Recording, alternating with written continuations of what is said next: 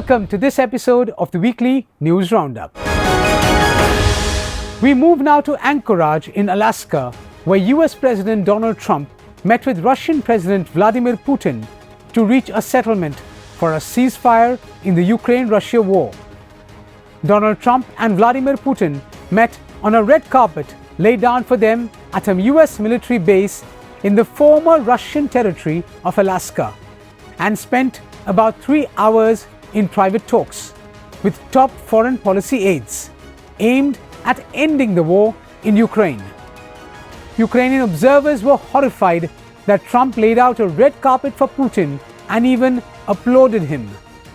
The meeting, billed as a summit, came to an end much earlier than scheduled, after the first of what was supposed to have been 2 rounds of talks. We bring you this report. Reporters were summoned to what was billed as a joint news conference, but were instead treated to a pair of brief statements that lasted in total 12 minutes. After Putin claimed that some sort of agreement had been reached, Trump said that there had been no deal and then abruptly ended the event, taking no questions. The two leaders lavished praise on each other. Putin endorsed Trump's view that the war would never have started if Trump had won the 2020 election, but offered no details of the nearly 3-hour meeting and took no questions from reporters. Putin, speaking through an interpreter, described Trump's efforts on Ukraine as precious and suggested the two leaders had hammered out an understanding. He urged Europe not to throw a wrench in the works and to not use backroom dealings to torpedo it. Putin said that he agreed that Ukraine's security must be guaranteed, but also said that the root causes of the conflict must be resolved. These root causes have previously included his demands for Ukraine's formal renunciation of NATO membership, as well as its denazification, which is a vague set of demands that in practice amount to the removal of Zelensky. Zelensky and European allies may have been alarmed by Trump's body language and deferential attitude toward Putin, whom he welcomed warmly at an Alaska Air Force base and allowed to ride in the presidential limousine. In a post-summit interview, Trump said that the meeting with Putin had been a 10 and suggested that Putin spoke very sincerely about his desire to end the war in Ukraine. And I will say that I believe we had a very productive meeting. There were many points that we agreed on, most of them I would say, a couple of big ones that we haven't quite gotten there, but we've made some headway. So there's no deal until there's a deal. I will call up NATO in a little while. I will call up the various people that I think are appropriate, and I'll, of course, call up President Zelensky and tell him about today's meeting. It's ultimately up to them. They're going to have to agree with what Marco and Steve and some of the great people from the Trump administration who've come here. So just to put it very quickly, I'm going to start making a few phone calls and tell them what happened. But we had an extremely productive meeting and many points were agreed to. There are just a very few that are left. Some are not that significant. One is probably the most significant. But we have a very good chance of getting there. We didn't get there, but we have a very good chance of getting there. I would like to thank President Putin and his entire team. But we had some good meetings over the years, right? Good productive meetings over the years, and we hope to have that in the future. But let's do the most productive one right now. We're going to stop really 5, 6, 7,000, thousands of people a week from being killed, and President Putin wants to see that as much as I do. So, again, Mr. President, I'd like to thank you very much, and we'll speak to you very soon and probably see you again very soon. As Trump and Putin met in Alaska, Russia launched 85 attack drones and a ballistic missile targeting Ukraine's territory, Ukraine's Air Force said. Frontline territories in the Sumy and Donetsk regions were targeted in the strikes, the Air Force said. It said its air defense units destroyed 61 of the drones. The General Staff of Ukraine's armed forces said in its daily report that 139 clashes had taken place on the front line. Meanwhile, Russian media, citing the country's defense ministry, said Russia's air defense systems intercepted and destroyed 29 Ukrainian drones over various Russian regions, including 10 downed over the Rostov region. We move now to Canada, and in a continuing trend of forest wildfires across the world that are spiraling out of control, Canada's 2025 fire season is already the second worst on record. As scientists report, climate change is prolonging and exacerbating the burning, leading to more destruction, evacuations, and smoke-filled skies. Currently, hundreds of wildfires are burning out of control in Canada. According to the Canadian Interagency Forest Fire Centre, the CIFFC, more than 470 fires across the country are currently classified as out of control. A June analysis on the 2025 fire season in Canada, published by the United Nations University in Shibuya, Japan, concluded that the fires are a stark manifestation of climate change and that warm, dry weather in the spring resulted in temperatures 2.5 degrees above average. More than 1 crore 80 lakh acres of land have burned due to wildfires this year. We bring you this report. Scientists say the warmer temperatures extend the fire season and increase the frequency of lightning that sparks fires. A hotter climate also causes the atmosphere to suck moisture out of fuel, dead vegetation, and the forest floor, creating ideal conditions for fires to start. So far, the worst of the fires have been concentrated in the prairie provinces of Saskatchewan and Manitoba, which together account for about 60% of the hectares burned so far this year in Canada. Tens of thousands of people in communities across the country have been evacuated due to the wildfires. In Saskatchewan, the Canadian Red Cross reported it had assisted more than 17,000 people in the province from over 6,700 households to evacuate. 13 communities in northwest Saskatchewan are under an evacuation order.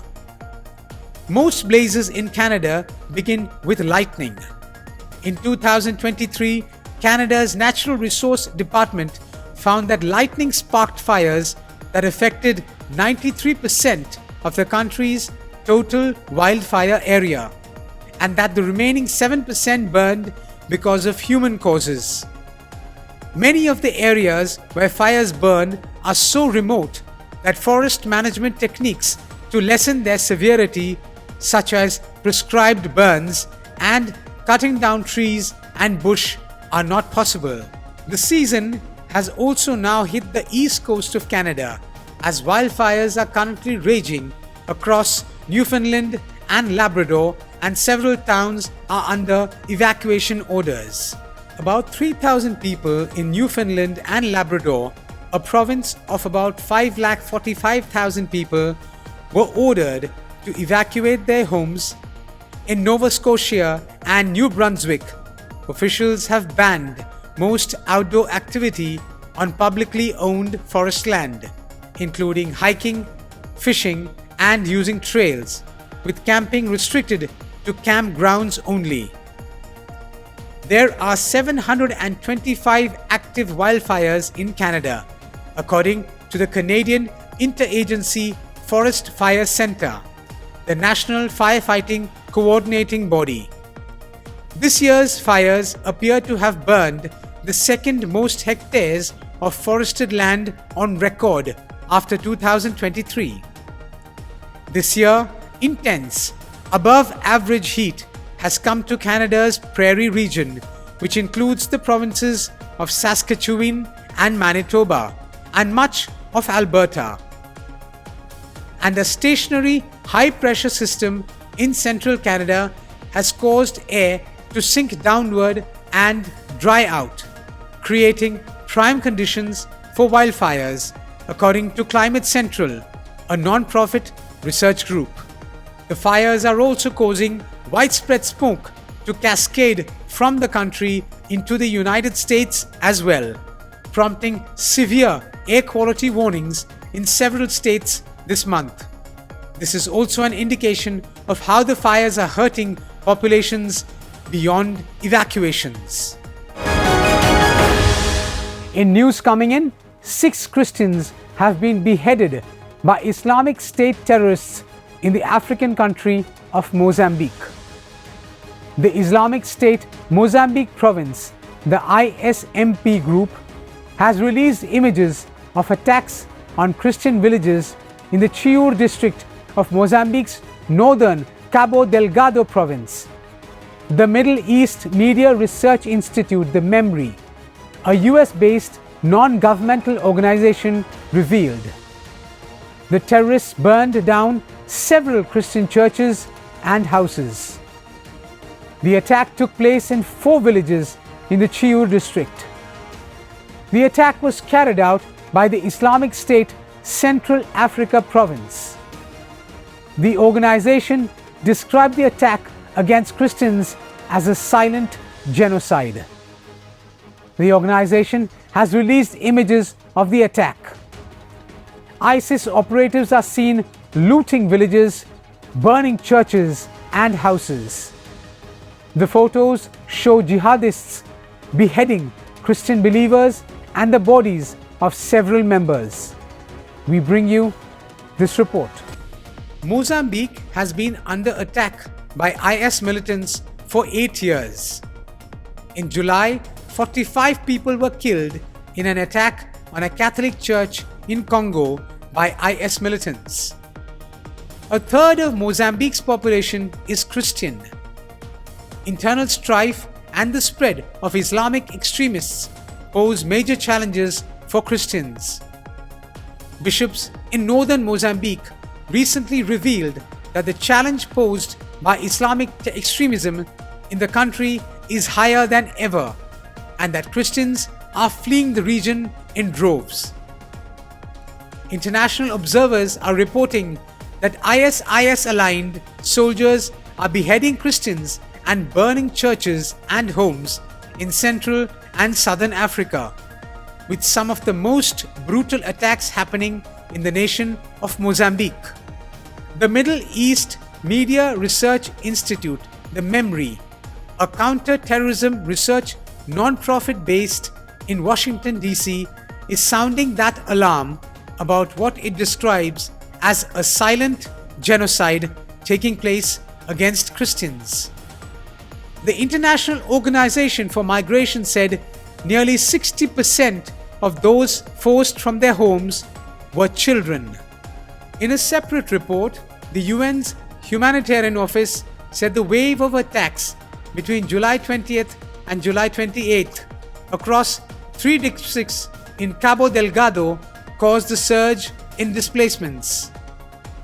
The United Nations Migration Agency said that attacks by insurgents in Mozambique's northern Cabo Delgado province displaced more than 46,000 people in the span of 8 days last month.